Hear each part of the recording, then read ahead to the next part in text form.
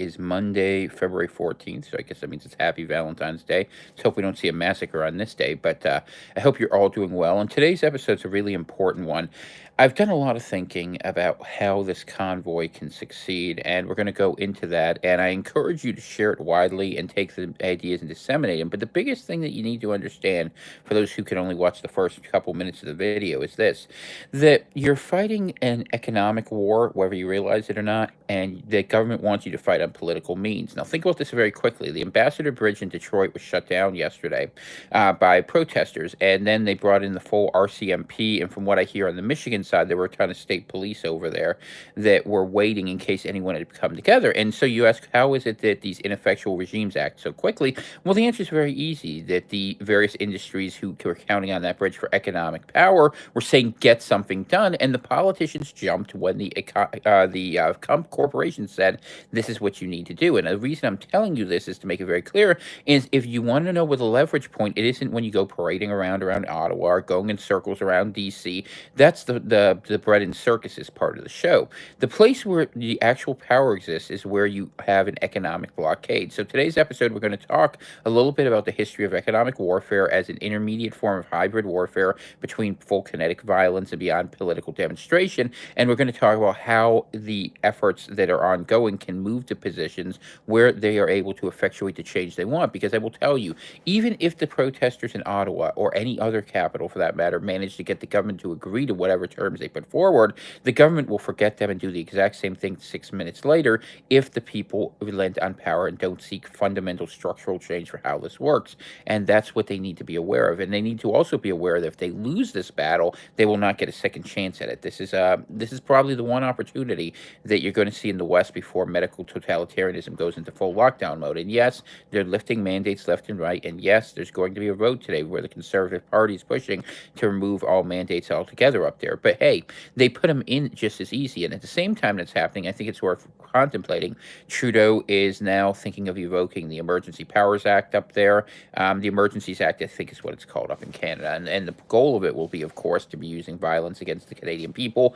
And I've heard other people on the ground say some of these people who are going around in RCMP uniforms, they don't know who they are and they've never seen them before. Now, that doesn't in and of itself mean anything, but something to consider. So that's the point of today's show. But the point I want you to understand is you have to win this as an economic war, and you have to realize you're fighting a system. If you think the problem is politics, you've missed the story. And that's what we're going to get into today here on Sunrise in Pineland. So I want to thank you for tuning in. I'm Tom Kaczynski, your host. I'm going to put a couple quick stories up before we go into the deep dive on this. That's going to be the point of today's show.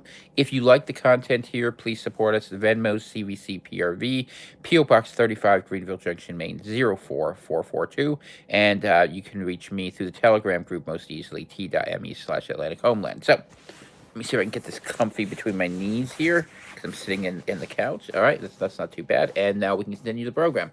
So what news items I want to go forward with. Number one, the Federal Reserve is having an emergency meeting today. Rumor is they're going to raise the rate 50 basis points, or if you prefer, 0.5%.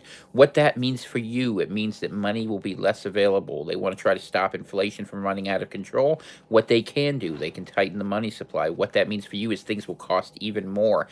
Dangerous position for them to be in. If they don't do something like that, what ends up happening is money becomes worthless, because there's so much money out there. Cheap money is being put out all over the place to keep an economy going when there's no actual basis behind it, and that's why goods get more expensive. You can make money more valuable, but it's at the price of human suffering, and it's going to hurt people who want to get access to money, which will slow down business even more. It's a vicious cycle. There's no really good choice, but expect to see a rate hike coming through here. And when you do, you'd have to go back and look at like what happened during the Carter administration, or what happened from Nixon to Ford to Carter, about how much worse that would make things over long term. So you're definitely going to keep an eye on that going forward.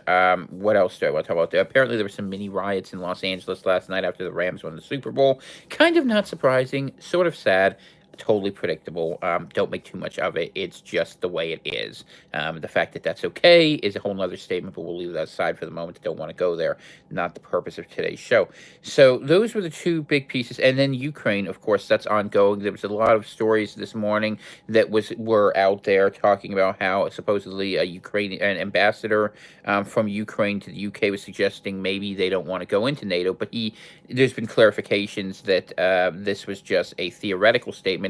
and arms continue rushing in from all sides as different accusations go forward. Some people are looking at this in terms of the military aspects.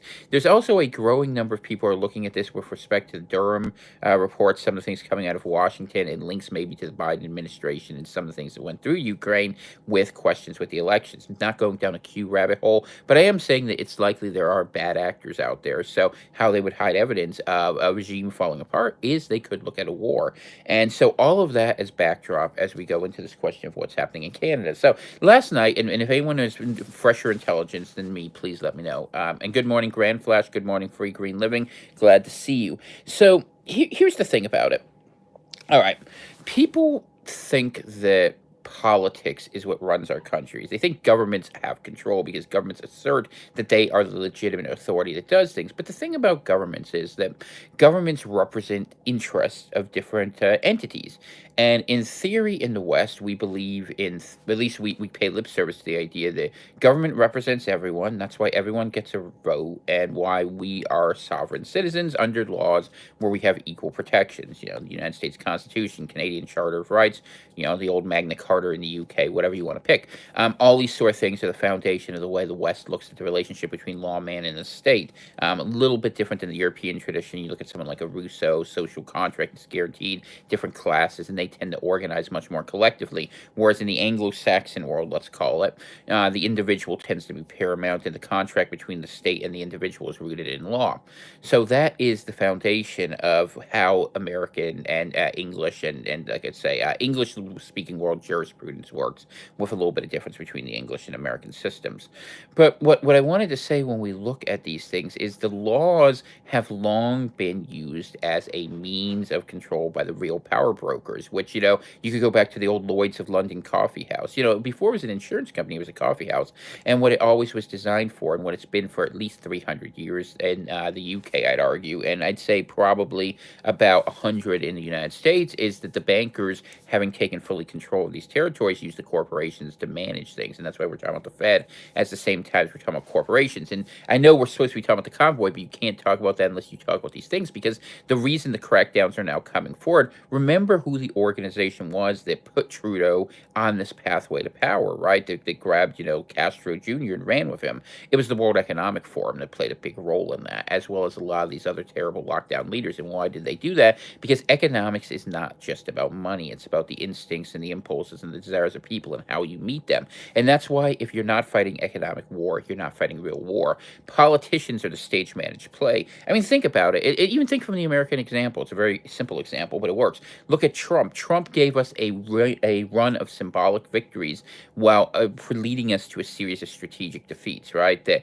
the corporate world was able to institute woke culture, was able to institute cancel culture. They were able to do all these things. Well, the deep state bureaucracy basically was able to purge, even in his administration, set up the foundation for purging people who have dissenting opinions. So just as an example, politicians are not going to get it done. And to their credit, the people who are on the streets in Canada and these other countries, very big protests in New Zealand and Australia, particularly today, seem to understand that the answer isn't to come from the existing governments, and that they understand this is bigger. However, they still have faith in their institutions, and this is what I'm going to tell you. The nature of the systems that we have constructed in light of the economic pressures that exist in this world are completely incapable of not being bought out immediately. If you put in a revolution, you'll have it bought out within 3 months. And the reason why is because revolutions don't keep a lot of steam unless they change the system.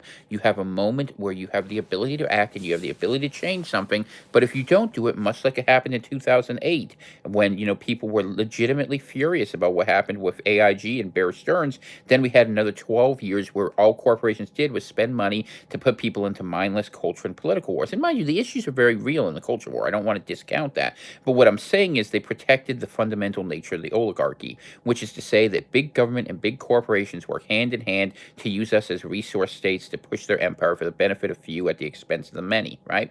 And, once upon a time, the left actually understood those things. They don't anymore. And at this point, the right understands it only because they see the moral degradation that's happened by what has become our universal export.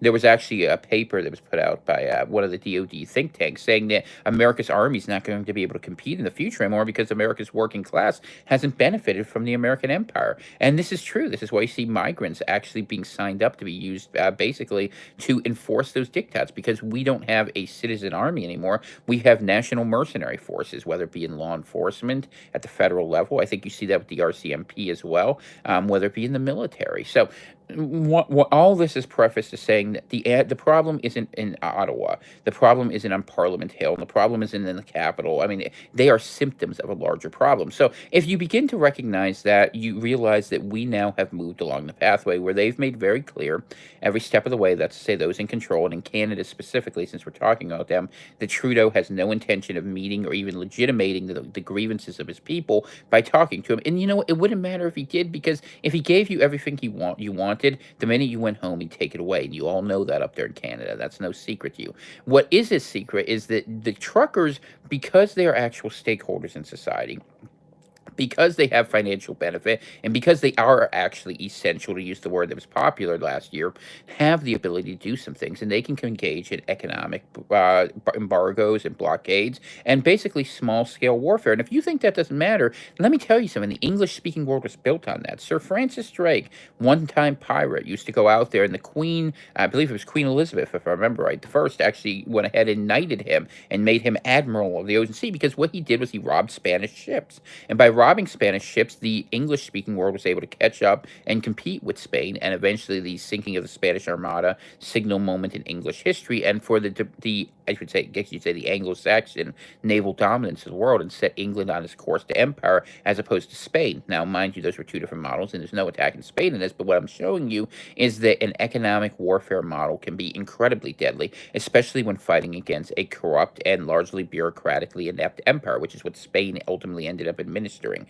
I mean, it was crazy how they actually used to run the thing. Like, if you had gold coming out of Peru, instead of running it down to the ocean because they wanted to have a single export port for control, you had to go over the Andes, and you had these lines and you had these towns. It was just crazy. Whereas, the English would just send privateers off the coast and grab them off Buenos Aires or Santiago, which is why they actually held with those revolutions when they happened in Latin America. People don't know that history. But to put it to a point rather than the theoretical that might be useful for the Canadians who are up there, what you have to recognize is your ability to effectuate change is directly linked to your ability to put economic harm on the system. And so let's talk about what that means, because people aren't really ready for that, because they go into this saying that, hey, I don't want to hurt anyone. Well, if you're going to change things, there's going to have to be a price that's paid somewhere, and nobody's looking for violence. I get that, and I get that nobody's looking for a pointless political demonstration. And economic warfare is an in-between area where you're saying that, okay, if you're not going to give us what we want, we're not going to allow you to exist as this happens. And that form of war has already been declared on the people. Isn't that what the mandate really is, if you think about it? It's saying that if you don't comply with these behaviors, take these treatments, and follow these protocols, we are going to take away your economic ability to exist. And it was incredibly effective. It had silenced and cowed a whole nation.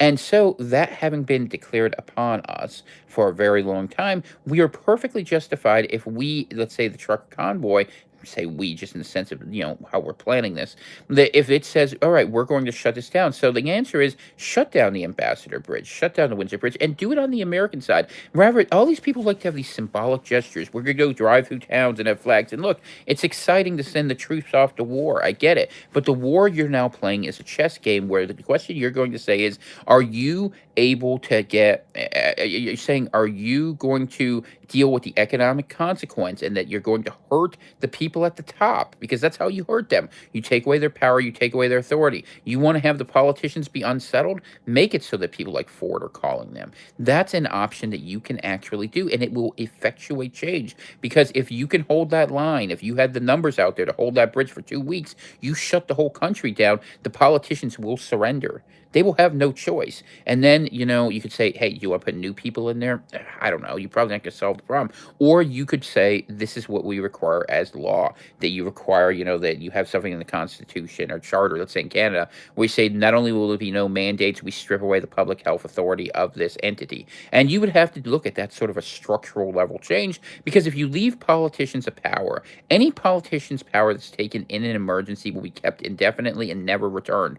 Look at the United States and its bevy of executive orders is a perfect example of this, that we never see a movement away from that. So that's where the battle actually has to be won. Because if the people just go parading in the streets, just like what happened with Occupy Wall Street, they'll wait you out. Because eventually you'll get tired and bored that nothing's happening. I mean, and even as bad as it is with the inflation and different things, you can't just sit there endlessly if you don't have an effectuated goal, because people will lose faith in what you're accomplishing. There is momentum behind this, but the truckers need to be smart, and you don't have to sit at any one bridge. Think of it this way.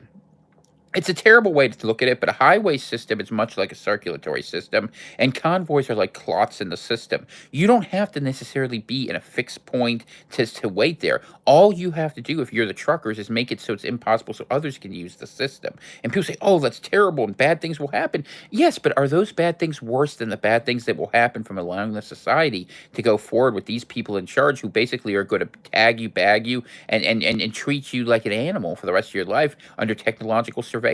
I mean, I'm sure many of you saw that video on Facebook where the woman who was just in a Facebook group looking at these protests had a police officer come to her house to say, "Oh, this is the proper way to protest." I mean, this is really 1984 level stuff, and we don't have a lot of time to look at alternatives. One can argue this is the right movement at the right time or not the right movement, but the thing is, time is out, so you got to use what you got, and what we got now is a bunch of truckers running around. So what you guys have to do up there, and it's very, very simple, is wherever you go, gum up the system. It doesn't really matter if you're sitting right at the border or if you're 5 miles inland or if you gum up the 401 or the QEW or any of these things. That's how you could actually win. And will it be a crime? Yeah, of course it will be a crime. The state is going to work for the benefit of the corporations because money is what the West cares about. We talked about that in a lot of depth on the sermon I did this week, and I've done that several other times where I say, we worship mammon, we worship money. So if you want to go ahead and make changes happen, you have to go after what people actually care about. What they care about is money. They care about convenience. They care about the goods. And will they get mad at you? Yes, they will. But you know what? After they get mad at you, they'll surrender to you because they're used to living off their comforts. And this is how you win these battles. This is what you have to do if you really want to see victory emerge from this. And it doesn't have to be violent. For the police there, if you and just get smart about it, like, because and here's what you do in the U.S. It's different in the U.S. than Canada. Is you find friendly jurisdictions where you have governors, you have cops, like if you were doing in the U.S., just as an example, you could gum up a whole bunch of places in the middle of the country where things can't get east to west, or pick a county that's really friendly, maybe somewhere along I-80 in Pennsylvania. I could imagine that being a very easy place to go. The T is very big in that. Or if you're in Canada, wherever you are, if you have towns that are particularly going to be bad about these things, fine. Go outside the town, have all the trucks there, and have someone who's friendly. You can do those sort of things. I know and really the key to this is Southern Ontario. I mean, I like the pressure on Ottawa. I like that there's an effort by people to do things. But remember, the Conservatives are already virtue signaling against this. They see this as an opportunity for political gain, same way the Republicans would, same way any of these parties would. Whereas the people need to see it as an opportunity for revolutionary change.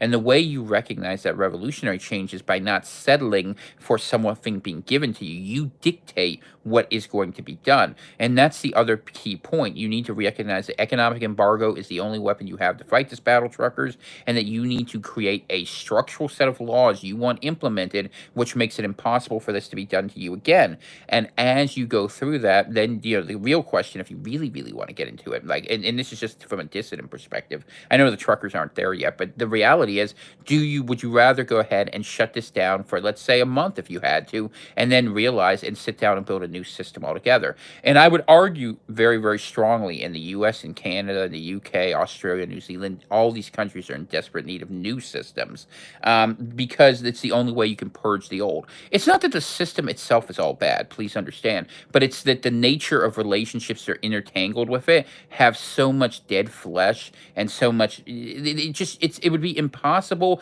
to separate what's healthy from what's sick. You're better off just taking it out. If you want to harvest an organ here or there, the Bill of Rights, whatever it is, you can do that, but you can't save this. And if you reset it, at least you take all the stakeholders out, because fundamentally the problem in society isn't that we have corrupt governments.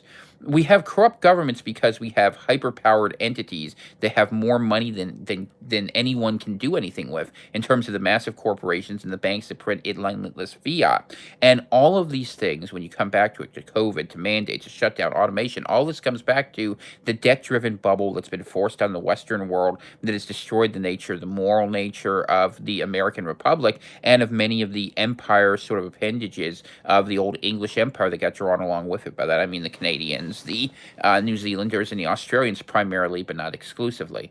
Um, and you have to change that. And if you're going to change that, you have to change how the economics works, and you can't change how the economics works, because if you don't do this, what happens is that they take back control.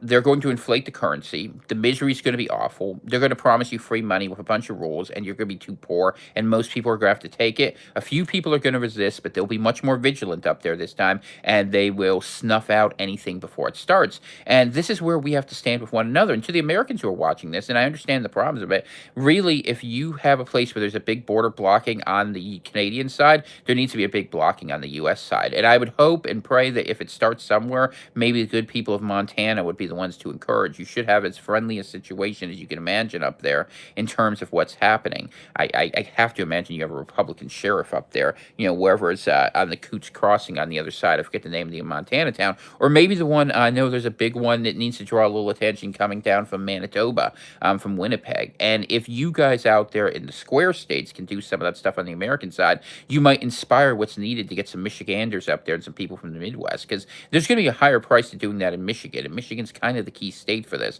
just like it was in the 2016 election. But the problem is you have a complete, yeah, the governor over there, she's crazy. And so much so that the state legislature had to strip her certain powers. And the Republicans, as always, are in the back pocket of the corporate donors rather than representing the right wing grassroots people. So this is something the truckers on this side should begin organizing as a way of helping them and providing support. Because I can tell you, I'm in all these chats. The Canadians are asking where are the Americans, and everyone's waiting with a bunch of lawyers to go to DC and all that. DC is not the answer. DC is the problem, and DC is being fed by all of our efforts from all these different places. The same way, in a lot of ways, that Ottawa is. But if you want to go ahead and change what's really happening, you have to be willing to look at economic battles, and the reinforcements needed to happen. I mean, it's not hard to know. You know where the four big bridges are. You got to get the ones out of Buffalo, Niagara Falls, Windsor, and Sarnia. Those are the two going between Michigan and Ontario, and the two between New York and Ontario, because all the people, I think it's like over half of Canada's population lives in that little area, the Canadian Shield of Southern Ontario. If you stop that, you stop what Canada does. And ultimately, if you stop that, if you really think about it from a political perspective, that's the liberal heartland in terms of who votes for what in Canada. That's like Chicago, California, and New York rolled all into one. It's not fundamentally the people of Alberta and Manitoba. I mean, BC's got its own problems, but I mean, Washington and British Columbia, the Pacific Coast is crazy. It always has been. So that's kind of my advice to you, to the truckers out there. And I use that today in the urgency of today's program, because you can't, if you settle for political victories, this battle's already lost. You have to dictate terms. You have to win the war. It's like, you ever see the movie Braveheart? At the end of the movie Braveheart, there is this symbolic moment where King Robert the Bruce is up there, and he's supposed to receive his crown from Edward Longshanks after the rebellion. And it's seen as sort of a joke, because he went ahead, of course, and he was in the movie, he had turned on William Wallace. But what happened was, when they actually took the field, instead of taking the throne that was going to be given to him, he decided to go to war with Edward Longshanks, because he wanted to, quote unquote, earn the throne and have the respect of his people. And it's much the same way what you're dealing with now. And I say this for my good friends in Nova Scotia, that you cannot simply take the victory that's offered you. You have to actually win a victory. And the victory you have to win is to say this economic system is not going to be imposed upon us. And then you get the corporations to be the ones that put the pressure on. And if the corporations are the ones that say to Canada, give them what they want, if they're the ones that say to America, give them what they want, they're not going to unsay it the same way. They might be mad at you, but they're not going to contradict what they said, because then they look like idiots. And you begin to see the difference of how the system works, and then you can put pressure on them and understand that you're going to have to continue to put pressure from time to time, because they are moving forward lockstep in a worldwide technocratic conquest that's basically been spawned by the fact they broke their own currency. The economy of the old world is gone. It cannot work. And so this is an opportunity where we can either let them automatically win by default because they happen to be in office of the world that they destroyed, or we can offer opposition, and then we will have to figure out what we collectively want to do. And there may be one solution. Maybe the U.S. and Canada becomes connected in some way. Maybe there's two different solutions within our country borders, and there's renewal. Maybe it's a split into a lot of different smaller countries. That makes a lot of sense to me too. Alberta and Quebec have never wanted the same things. Why you kind of force it together, I don't know, any more than New England and Dixie do. And that's an evolution, and that's a conversation to be had. But what you need to do is open up the political space out of these solutions of law. And I'm watching the American Trucker Convoy. And all they're doing is bringing in a bunch of lawyers. I mean, it reminds me from when I was in Jackman. When I was the town manager up there. We had I had worked out a plan to put in a new playground for kids. I mean, this is a microcosm, but it's a show of how politics actually works. And for an investment of $1,000, we had the bank lined up, we had the lumber mill lined up, we had like $10,000 in charitable contributions, right? And one of the things that's great about that is, companies want to help communities. I mean, they love the PR of it. I mean, and plus they write as a tax write-off. And taxpayers don't want to spend money, and I get that, and I respect that. People want their money to be used well, but if you can get $10 private for every $1 public, it works really good, and it's a nice way to benefit the community. It gives a curb appeal. You do those sort of things. And what happens is I ended up going in, and I was dealing with my town council at the time, and they're like, no, we don't want to do this because there's insurance risk, and there's liability risk, and there's all these. And they were so worried about losing that they didn't know how to win. And this is one of the problems I have to say to the grassroots on the ground as you go forward. Do not seize defeat from victory for fear of consequence. If you are not prepared to see through to success your operation in the field, you will fail. And if you don't know why you're out in the field, you will also fail. So you need to understand, if you go in the field, whether you're in Canada, New Zealand, Australia, America, you are fighting against governments that hate you, that are owned by entities that do not like you in general, but that are the entities upon whom you must put pressure if you're going to win, because those are your controllers of your government, the banks and the corporations. And if you make their life difficult, then you have a chance of winning. And you have the ability to do it. And not only that, if you're a trucker in Canada, you have to do this, because if you don't do this, what's going to happen is you're going to have automated trucks replace you in the future. And I would suggest very strongly that when you put in these mandate recommendations in Canada, that you put in limitations on how people can be replaced up there. And I know that's not something the right wing has traditionally thought about, but honestly, you have the right to have work with meaning and dignity. And having automated trucks run all over the place to replace people who have spent their life working in that's not the answer. And yet that's what the system wants. It wants to have the system make sense and the efficiency of government at the consequence of people being perpetually unhappy. And that's why they don't mind making the people who have not taken the jab or those who oppose the mandates into a leper class, because they want us who have chosen to be independent, distinct, and sovereign kicked out of the system. And what they are doing step by step, roll by roll, is purging us from the ability to exist. We've been purged from the military. We've been purged from a lot of law enforcement. We've been purged from government. We've been left out of the ability to earn money many different ways. We've been purged out of the medical establishment. And if we get purged from the working class trades, there will be no foundation on which we can stand. We'll have farmers on homesteads waiting to be picked off one by a police state for wrongthink. That's where we're at. It really is that bad. And if you're a Christian like I am, and you look at this world where every sort of form of gross humanism that's degenerate and debauched is being promoted, you know that it's not going to be long that you're going to be in jail for thought crime for professing the Lord Jesus Christ and for saying things as simple as a man is a man and a woman's a woman. That's probably going to be considered a hate crime in Canada if the convoy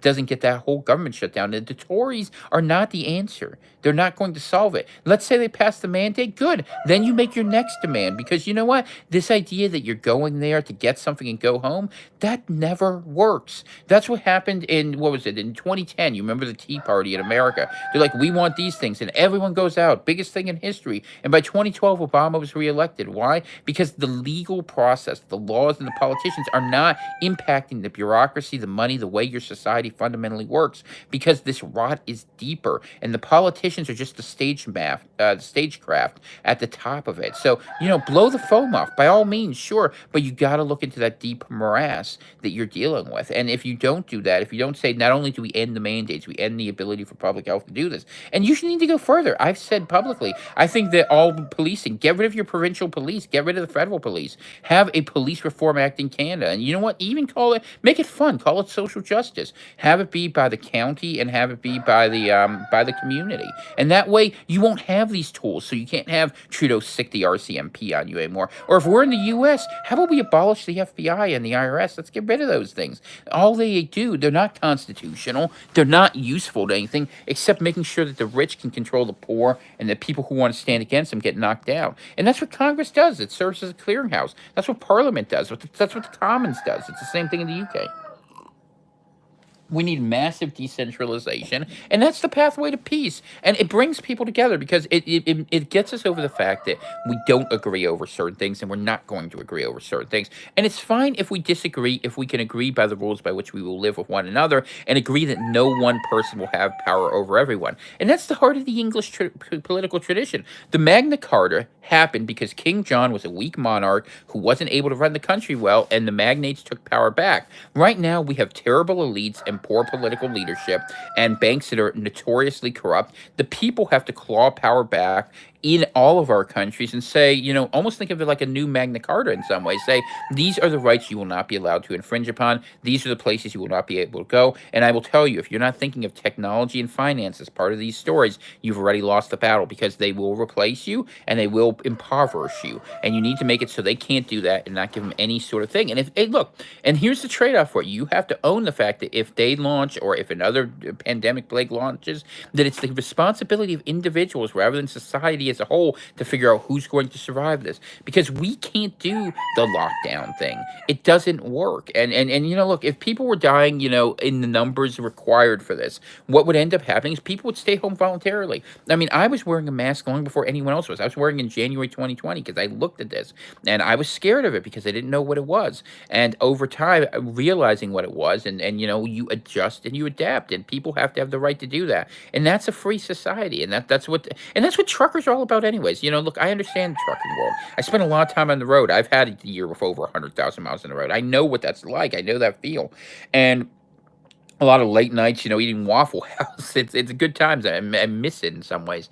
Even though I'm probably too old to do it now. And I give credit to the guys who do it. But you guys, you know how to gum it up. You know how to get things places fast and slow. Pick places. You want to make it easy? You could just do this. If you started just parking your trucks in the middle of major interchanges between where the interstates connect, you win.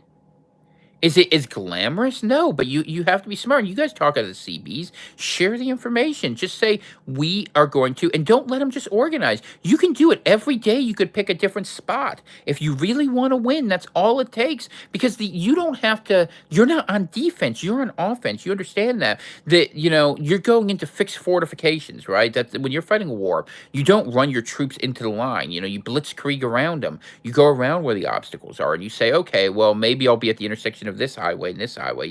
If you had a mile trucks of any direction, let's say in the US, because I know that better, and you put them at the intersection of like 95 and 90, all of a sudden you could shut down all of Boston with just 200 trucks. And as long as the tow truck guys don't come out, there ain't a damn thing they can do with it, minus bringing National Guard to bomb the highways, or any of the highways coming off the loop roads, or and there's certain intersections in this country or in Canada in a lot of ways, anything, and it probably the 401 and the Queen Elizabeth Way. I forget what the one is that goes down to Windsor, but you got like 3 or 4 main roads. This isn't complicated. So if they don't want to have you in one place, you go to another place. And if they want to keep making you move, and then you redo this until you get what you want. And will there be consequence? Yeah, but the people will back you if you understand and say, but you have to articulate clearly what it is you're seeking. I think it's been very smart that you've avoided letting politicians glop onto this. That's a necessity. But what you have to do is go a step further and say, look, the economic warfare was declared against us. We had all of our businesses shut down, our ability to live, our ability to work. We are doing this so that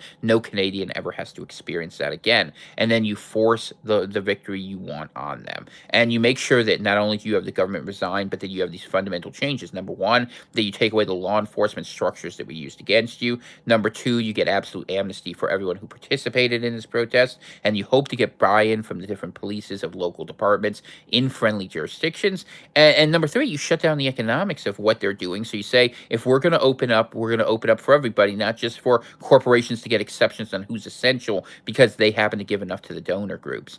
And if you do that, the government will hate you, they'll be mad at you, and they might resist you to the point of violence. But at least you've made a statement of principle that you're standing on. And that's a statement that people can understand. And I think that's the least common denominator, that you say that and pray that the Lord Jesus looks upon that effort with favor. And I think that's all that we can do.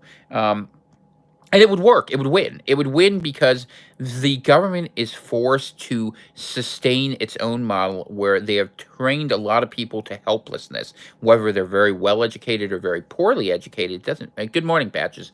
Whether they're well educated or poorly educated, it doesn't really matter because what they're trained is they are specialists who either exist to take from the system in big glops, which are the contractors, or in small glops, which are the sort of perpetual welfare class they use as a voting block, and who live in highly densely populated areas. You can just say we're not bringing things to you, and in the U.S. that'll probably be a strategy. Say truckers aren't delivering to certain states. You were able to do it with Colorado very effectively over that one trucker being sentenced for a truck malfunction for manslaughter, which was, from what I understanding of the case was absolutely insane, and good for the truckers for standing up for that. But you have to realize your economic power. That's why people had strikes. In Pittsburgh, where I used to live, the infamous Homestead strikes, where the workers took over a factory, started a foundry, and built cannons to shoot at the Pinkertons that came down, which at that point were kind of like the hired enforcers. Think of them as like the Blackwater mercenary ops you would have had back then that do basically the role the FBI does today, because there wasn't the federal authority back then to do it. So what happened is the magnates, like people like Henry Clay Frick and Andrew Carnegie, would hire these mercenary groups, and they would literally go declare war on the people. And that's why people unionized, and that was the origin of the unions. I mean, yeah, unions are corrupt institutions at this point in a lot of ways, but on the other hand, they actually came together for a pretty good reason, which was that basically workers were being treated in many places like fuel for the fire. Whether it was in the looms up in New England here for the mills that they had, for the textiles where they had the little kids running around there. Something out of some horrible Dickens novel, like you would have seen in Lowell, Mass. And people say, well, it was an improvement over farming life. Well, maybe it was. I mean, I don't know. I farm. I know it's hard, but in some ways, at least it's honest. I mean, but the industrial requirements on man have been awful. Now we're going to a technological age where we're supposed to integrate with the cloud, have things injected in us, and be like okay with that, or you can't exist, can't work. You got to shut it all down and say, if we can't have it, no one can have it. And the equity position is to say everyone can have it, but these are the terms, and you need to articulate very clearly what those terms are. And like I said, my suggestion to you is to say, take away the mandate power permanently, lift these mandates, lift any requirements, have public investigations, by the way, and make sure you pick good people to be on that board about what is actually in these things. I think that's important, because you will also win a battle in the future if you can say to the people who got this, say, look, this is really what it was. This is the real evidence, and hold people to account. And they're not going to be happy. Of course, they're not going to be happy. It's a change in power, and they will probably fight rather than have it. But this is what you can do, and if they're willing to fight to the death to keep their system as long as it meant staying in power, then they were always going to do that to you anyway. And the question was, do you want them to have all the power and throw you into camps like they've been doing, or do you want to actually actively resist that and then see where it goes from there? I mean, this is the next logical escalation. It's it's moral, it's nonviolent. It's probably not legal. I mean, that's fine. I'll admit that. But I mean, what is legal is the idea that you can disenfranchise people in violation of the Nuremberg Code, the Charter on Rights, and the Canadian Charter, which is for you guys. And certainly here, if it was in the United States, it would be a definite violation of many different amendments. It'd be basically involuntary servitude. You're getting into 13th, 14th Amendment territory here, and it definitely should be running against any basic form of discrimination. But and the people who are in charge of this, maybe some of you have seen that loopy woman in Australia. If you haven't, maybe I'll try to find the video. If Dana has it, you can put it up later, maybe, because I know she saw it, of this woman who was like, yeah, the government will let us attack you, and there's nothing you can do to stop us because we hate you people. And she literally drove her SUV onto another truck. I mean, this woman was bad. She was crazy. And but this is how they are, crazy Karens. And all apologies to people named Karen, but this is what you're dealing with, and they're going to be the people who legitimate whatever these governments want to do. And so we have to just say no. Hold the line. And look, I'm not against what they're doing in Ottawa. Please understand. I think it's smart. I think it's good PR. It's a nice environment. It lets them put a face on it. That should be your public face. But what you need, good morning, farm girl. What you need beyond all else is you need that economic component, because that's the stuff that actually matters. That's if they'll let you sit in state capitals all day long, as long as the loop roads around can drive. You want to have actual change happen, you need to put pain on the people who own the politicians, and that's the big corporations, and that's the banks. And the way you do that is with a general strike. You know, what Arthur Pavlovsky's been doing up there in Calgary, and why they threw him in jail, by the way, which is terrible. They threw him basically an equivalent of a kennel, a Christian pastor for speaking truth. And this is real life in Alberta, and they're Texas, right? So, you know, think about that for a second. Supposedly the most conservative province in the Confederation. And yet we see that happen. And we've seen that happen in places like this. If you have people like Dan Crenshaw and Beto O'Rourke, you know, or what was the guy, the mayor of Jacksonville, whatever, or Tallahassee, whoever it was running against was against DeSantis down there, Florida. I mean, some of the places, some of the things that come out of Broward County, and Dade County. I mean, it's don't assume because you're in a certain jurisdiction that the system is ever going to work against you, because ultimately the donors still own both sides. They always do, and that's why you have to be willing to take down the governmental system by going right to the economic system, and that's who you need to negotiate with. You don't when you go and negotiate when you're doing this. It's like Russia. Russia didn't go to NATO. Russia went to the United States because they understood that the United States, as the United States led, that's where NATO would have to go. In the same sort of way, you don't need to really go to Parliament Hill. You need to have a presence there, kind of to hold that heart down. But that's already there. You need to go to the streets and say, these streets are ours. You know, they always say, whose streets? Our streets. Well, you know what? Whose highways? Our highways. That's what it is.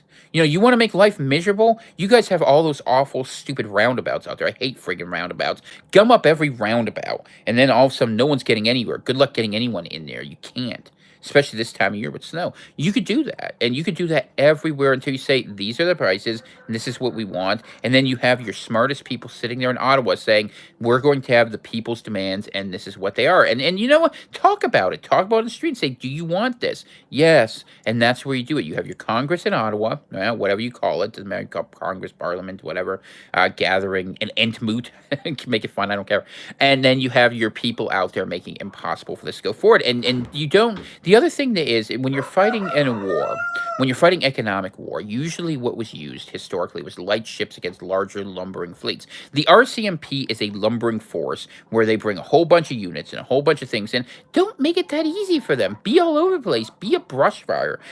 That's how you want to actually push this. And you pick places where you can just do your part. And they can't be everywhere. There's more of you than them. And if you have places where you have a big nexus of friendly law enforcement, or you are a law enforcement person who understands just how wrong this is, join with them and go. And if they see 4 or 5 places, even if it's in Saskatchewan and New Brunswick, let's say, it will begin spreading, because you will be the brave ones who go forward. Don't think your community doesn't have value in this.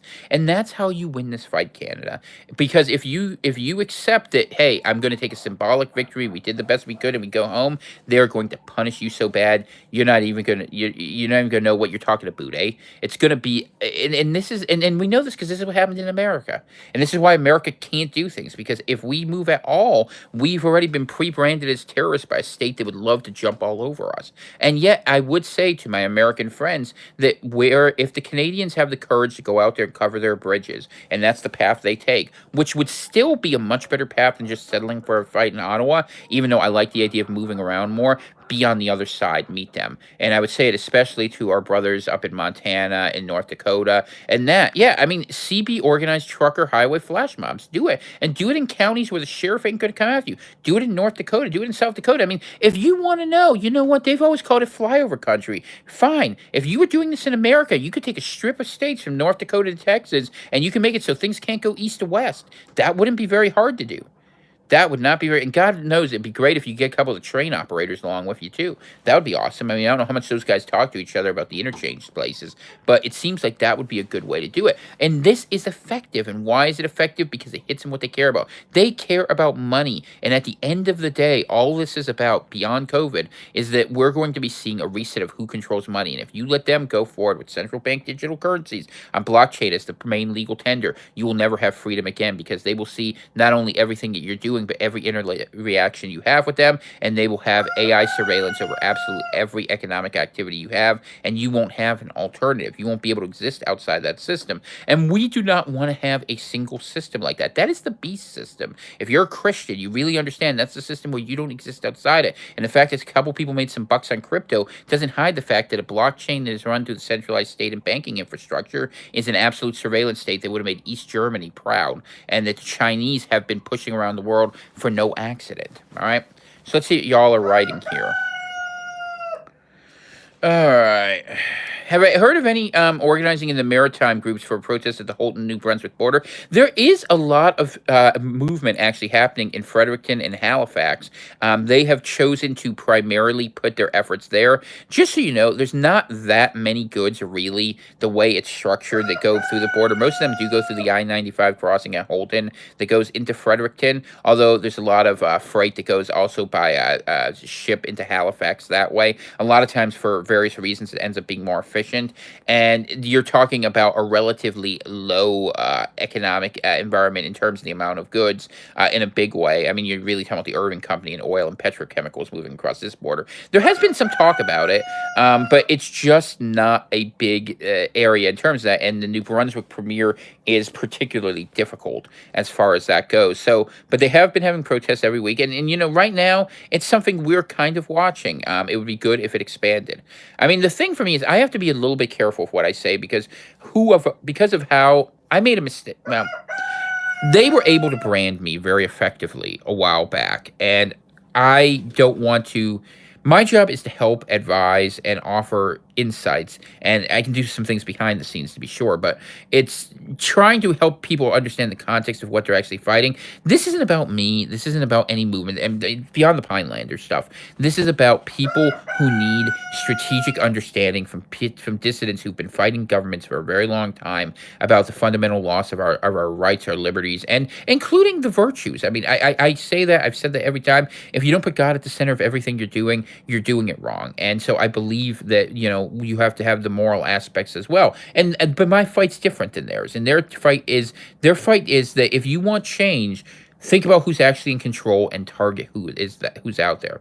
The mandates are absolutely in violation of the Canadian Charter. I agree with you, and that they are using illegal and illicit pressure. But what is that pressure, Free Grain? You already know this. It's economic, and that now you have to put economic pressure on them. You have to change the desires, and you see the polling numbers flipping the other way around. They will blame the entity that are holding things up if you can hold strong. If you seem strong, and believe me, Trudeau cannot help but seem weak, they will say, give them what they want.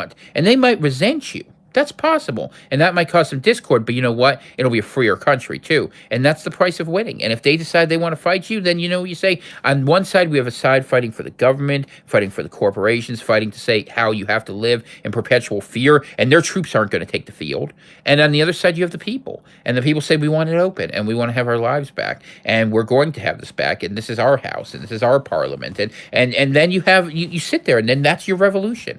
And then you got to figure it out, and that's hard. I mean, the American Revolution starts in, you can go back to the Boston Massacre, 1770. But let's say you go to 1776, 1775. The war isn't concluded till 1783. The Articles of Confederation doesn't even work in 1781. Or at least they don't like it enough. And they go to the Constitution in 1787, which isn't even ratified in 1789. If I remember right, the final ratification of the different states union. I think Rhode Island was the 11th state. So you're talking about a period. It took America 13 years to work this out. Now, admittedly, we can talk a little bit more, but this isn't something that happens fast. Take Japan's constitution, for instance, after the war. I think it took to like 51, 53, and the war ended in 45. This is a process, and it's a process that would be difficult, hard, but what else does that also do? It ends, if you start pushing governments aside, it solves the other second existential crisis, which is that we are on the verge of World War III because we have insane people in the West who want to have hegemony in a world that's clearly multipolar. Russia is here to stay. China is here to stay. India is here to stay. There are these countries, and you have to deal with them. There's the Arabic civilization, the Persian civilization. Europe may be together, maybe not. Western Europe's the thing. And there's us, this weird English civilization we're all a part of that I'm increasingly realize we have to talk about, It's just like, okay, so let's talk about it, and we might choose to have a stronger civilization by having a lot more countries and to decentralize. I mean, the Holy Roman Empire worked for 1,000 years, and it was heavily incredibly decentralized. Was it a perfect institution? No. And why was it perfect? People say, oh, it was an ineffective government. Good.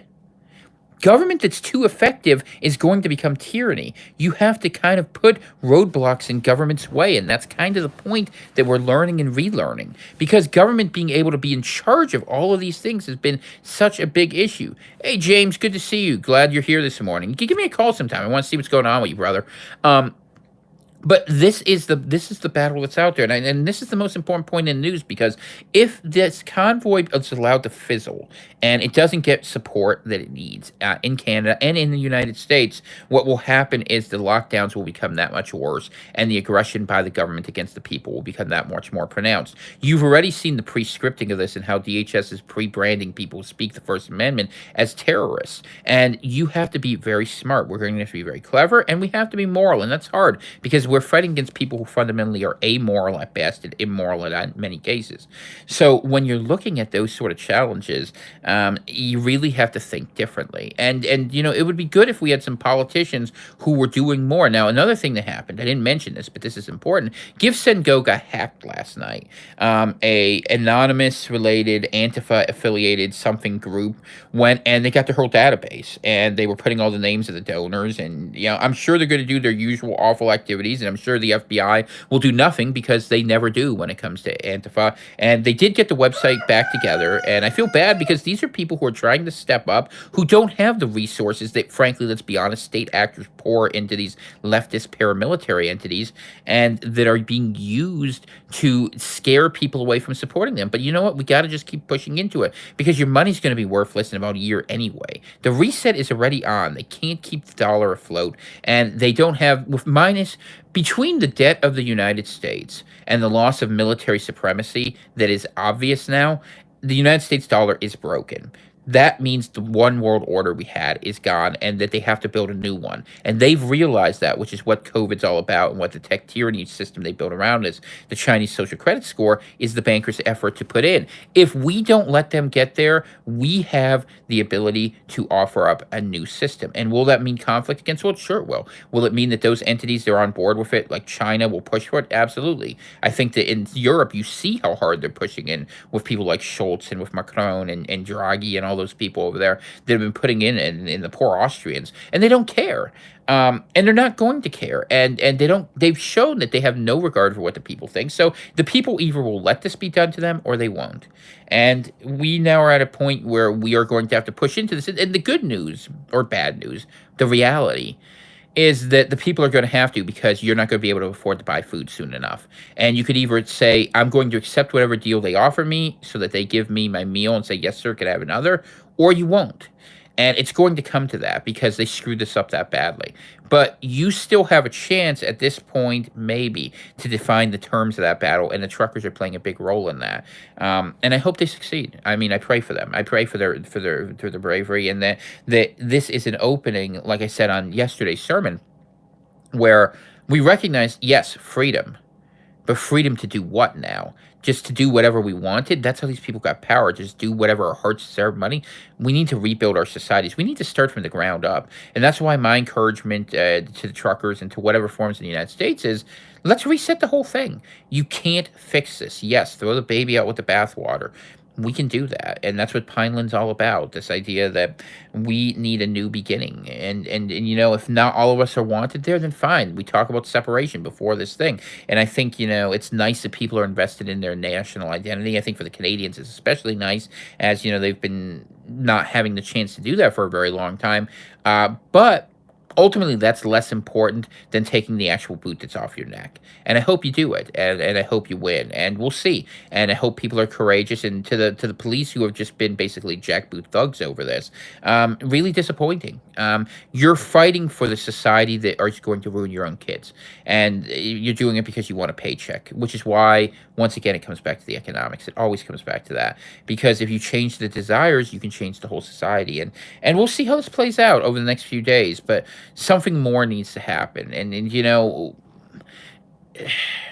where everyone goes, it's a scary thing to say, but if the numbers get big enough, you can win. That's what you have to remember. So that's my thing to watch. Will it matter? Will it not matter?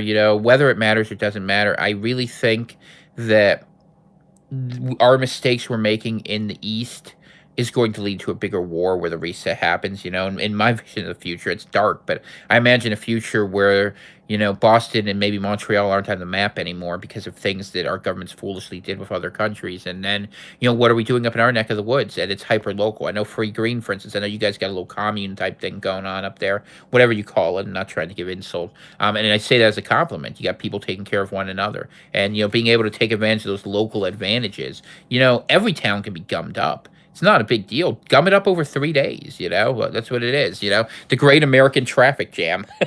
It's funny, but what are they going to do? Wait till it gets a little warmer though. Can do it up here. In my book, I came up with a new system of no pay policymakers, where only people that can make policies that are done freely and altruistically for doing good. All right, so that sounds really smart. Let me explain why it doesn't work, and I don't want to offend you. Let's say that you have a government that has $1 trillion budget.